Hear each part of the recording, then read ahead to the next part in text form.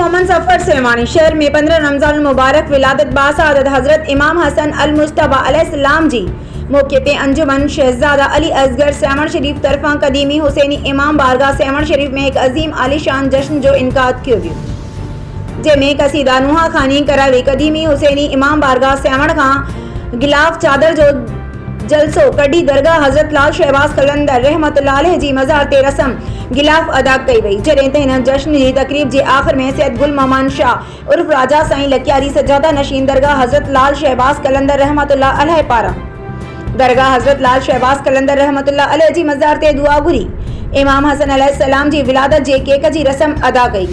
जॾहिं त इमाम हसन अलैहिस्सलाम जी विलादत जे प्रोग्राम में सेमण शहर में केतिरनि ई मोमिननि ऐं अज़ादारनि ऐं सेमण शहर जे रहवासियुनि शिरकत कई।